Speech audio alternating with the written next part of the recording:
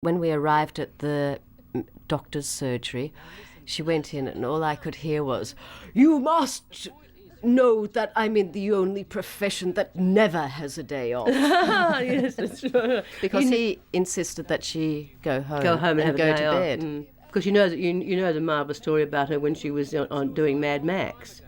Oh, and she broke her leg. Yes, and she decided that no, she wasn't having that cast on, and she cut it off herself and continued shooting. Oh, she's a devil. Hacked it off. That's a very nice actress, Celia de Burgh.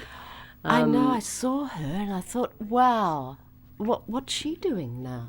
I don't know, but I know that a very good director, Terry Clark, used to say that he thought that she was the best Shakespearean actress that Australia ever produced. She's a particularly good actor. Yeah, is he still around? He's upstairs. So, here's Betty Bobbitt. And? What was the character? Character was Maxine. Yes. Yeah. And so Anna Ruby's been released. In the Halfway House. And did you know, incidentally, that the character that Judy Bryant yes, and what? that running the Halfway House was based on a real character, but the same real character was also Carol Byrne's character, Frankie Doyle, was based on as well, and so was B. Smith. But three different facets of one character. They sort of broke them up. And we met her. I met the woman too. Yeah. Right. Very interesting. She had been in jail, I think, for something, armed robbery, very unusual crime for a woman. And she had been top dog. Especially then. Especially then, yes. Yes. So which era would that have been? Which years? Well, before we started shooting Prisoner, so I think it probably must have been early, mid-70s. Early 70s, probably.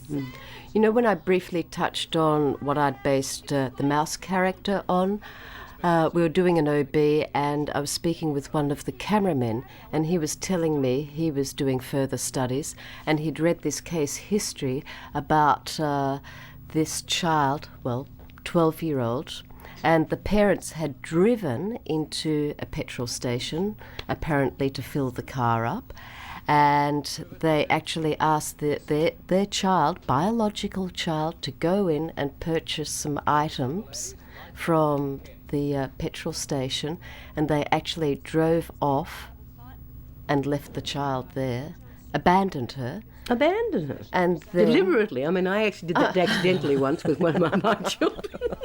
Not deliberately. No, deliberately, consciously. And they'd left their daughter, abandoned their daughter. Good heavens. And of course she ended up in, what was then an orphanage, and of course she was too old to be adopted, and she ended up in prison. Became institutionalised. Yeah. That was one of the interesting things about my character that I always grasped, the fact that she had, before ever being in prison for having committed murder, she was not an institutionalised criminal. She had not come from that background at all, and that was something that set her aside just a bit, yeah. And I think that's very evident as well. Well, I worked on it, I used it. Yeah.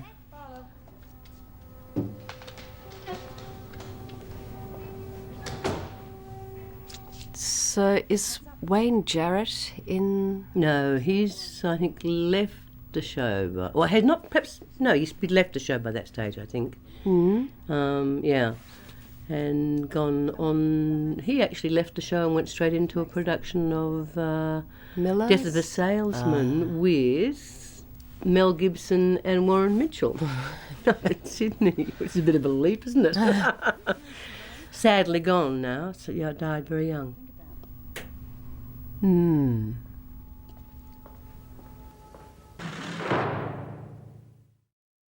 know, one of the most remarkable things about A Prisoner, I think, is if you look at the calibre of actors that were happy to take small supporting roles, well, no such thing as a small role, of course, but supporting roles in Prisoner. In this particular episode, Simon Chilvers, Celia de Burgh and Mona McLeod, all very, very well known, very, very strong, good actors.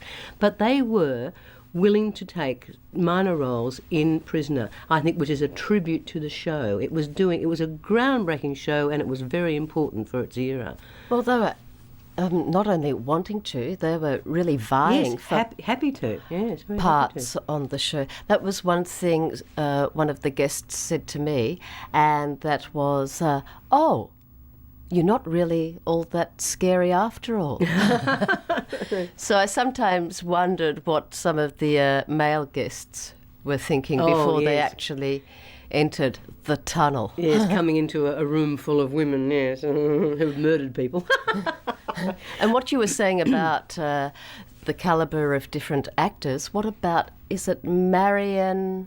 Marion Edward. Yes, unfortunately She's gone recently. too. Yes, that's very sad. But she was a fabulous actress. Did so much work at Melbourne Theatre Company and what have you, and quite a bit of screen work as well. Oh.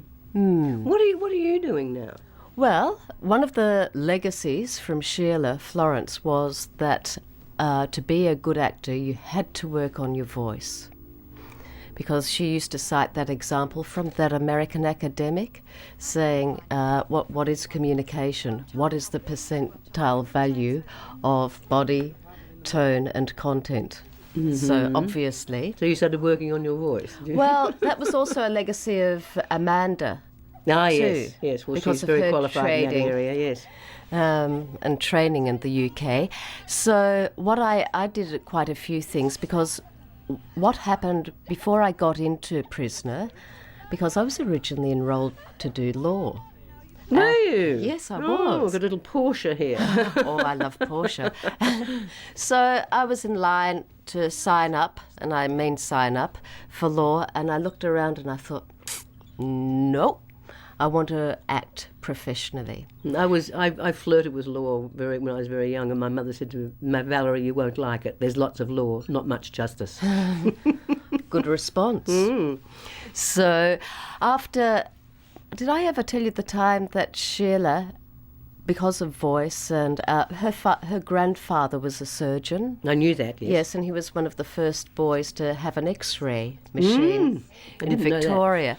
So what she wanted to do was very generously offered to put me through medicine, Oh, which was fantastic. really very, very generous, but, funding.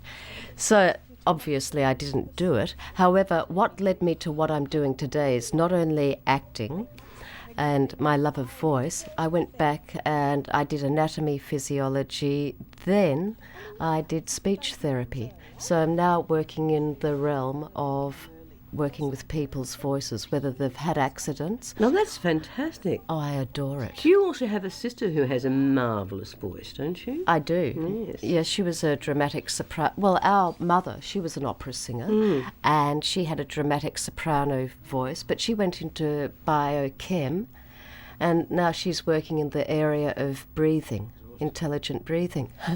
So there's a link there. Yeah, there is a link, yeah. And also being in Australia and that Asian rim, I also do a lot of accent modification for Asian speakers. Oh, that's an interesting area, my goodness. Well- I bet there's a lot of demand for it too. Growth, because a lot of these people will have triple doctorates, but nobody can Understand them. them when they speak English, yes. Well, attempt to. Yes, and there's the accent modification, and then teaching, as I was referring to Sheila. So you've got your body, which is 55%, and then the tonality of your voice, 38, and what's content? I'm still crying over this small number. This little tiny bit. Yeah, Yes. oh dear. So it just jogged my memory for what you were saying about how you use your voice when you were working with the character of Billy. Voice is a terribly interesting thing. I learnt an enormous amount about where accents started, British regional accents in particular, when I was working in the theatre in England. I had a very, very interesting coach who could tell you why every area sounded the way it did, what the influences had been.